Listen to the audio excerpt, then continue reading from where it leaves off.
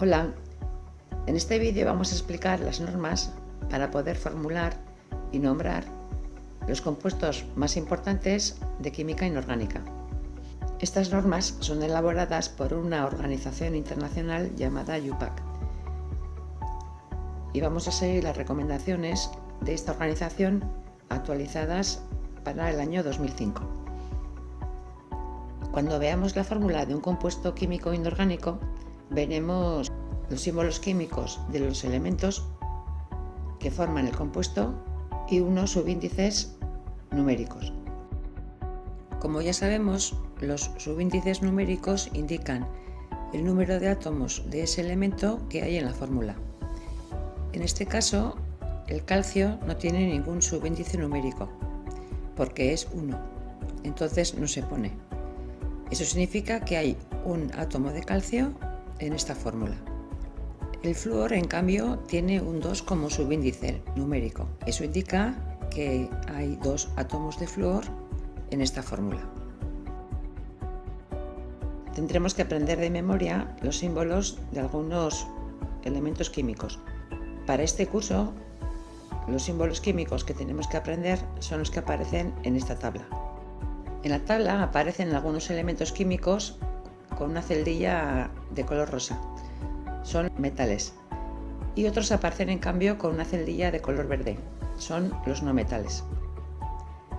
También tenemos el hidrógeno en una celdilla de color azul, porque a veces funciona como un metal y otras veces funciona como un no metal.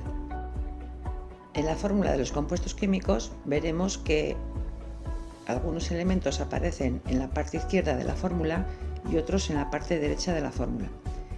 Los que aparecen en la parte izquierda son los elementos que tienden a dar electrones y los que aparecen en la parte derecha son los elementos que tienden a captar electrones.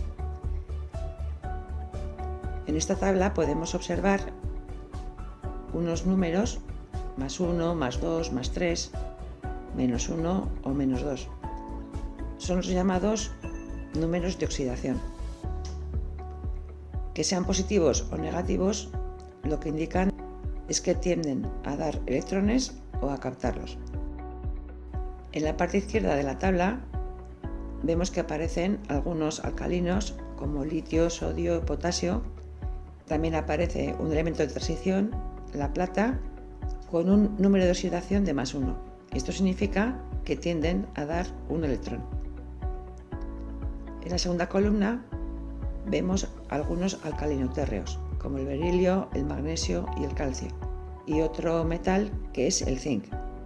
Estos se encuentran debajo del número más 2. Este es el número de oxidación de estos elementos y significa que tienden a dar 2 electrones cuando se combinan.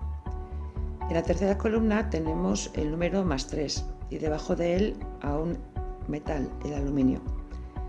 Esto significa que el aluminio cuando se combine tiende a dar 3 electrones. En la parte derecha de la tabla tenemos los números menos 1 y menos 2. En la primera columna tenemos algunos halógenos como el flúor, cloro, bromo y yodo debajo del número menos 1. Esto significa que tienen tendencia a captar un electrón. En la segunda columna vemos un menos 2 y debajo de él el oxígeno, el azufre, que son anfígenos. Esto significa que cuando se combinan tienden a captar 2 electrones. El hidrógeno está escrito de color verde y, como vemos, está en las dos partes de la tabla. Esto significa que a veces tiende a dar un electrón, por eso su número de oxidación a veces es más 1, y otras veces tiende a captar un electrón y su número de oxidación es menos 1. Aquí vemos la lista de compuestos que vamos a estudiar en la formulación inorgánica de cuarto. El primer grupo vemos los compuestos con hidrógeno, que se forman por la combinación de un metal o un no metal con el hidrógeno. El primer grupo son los llamados hidruros metálicos. En estos compuestos vemos que el hidrógeno se escribe en la parte derecha de la fórmula, porque su número de oxidación es menos 1, es decir, tiende a captar un electrón. En el segundo grupo tenemos los hidruros volátiles. En estos compuestos, el hidrógeno y el no metal tienen enlace covalente y son hidruros que tienen mucha tendencia a evaporarse, por eso se llaman hidruros volátiles y tienen nombre propio y tendremos que aprenderlo de memoria. En el tercer grupo tenemos otros compuestos con hidrógeno, en los que el hidrógeno vemos que ahora se escribe en la parte izquierda de la fórmula.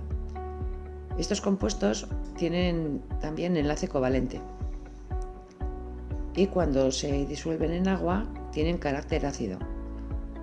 Por eso antes se les llamaba también ácidos hidrácidos, pero desde el año 2005 la IUPAC considera erróneo nombrar a estos compuestos como ácidos.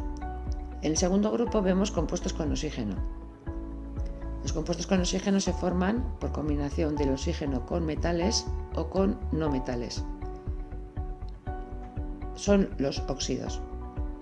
Este año cuarto solamente veremos estos compuestos de oxígeno en los que el oxígeno tiene un número de oxidación de -2, es decir, que tiende a captar 2 electrones. En el tercer grupo veremos otros compuestos binarios, que son un tipo de sales que se forman por la combinación de un metal, es decir, un elemento que tiende a dar electrones, con un no metal, es decir, un elemento que tiende a captar electrones. El cuarto grupo es el formado por los hidróxidos, que se forman por la combinación de un metal con el ion hidroxilo. El ion hidroxilo tiene una carga eléctrica -1 y cuando se combine se formarán los hidróxidos metálicos. En el quinto grupo tenemos a los oxoácidos. La IUPAC recomienda que algunos de estos oxoácidos se nombren con el nombre vulgar, porque se utilizan mucho en la industria, como son el ácido nítrico, el ácido carbónico, el ácido fosfórico, y también veremos otros oxoácidos que nombraremos con las recomendaciones de la IUPAC. Y por último tenemos el sexto grupo, las sales ternarias. Estas sales se forman por la combinación de los oxoácidos a los que se les ha eliminado los hidrógenos, generando aniones que se combinarán con los metales. Y esto ya lo estudiaremos cuando lleguemos a ver la formulación y nomenclatura de las sales ternarias. En el siguiente vídeo estudiaremos cómo formular y nombrar los compuestos de hidrógeno. Hasta el próximo vídeo. Agur.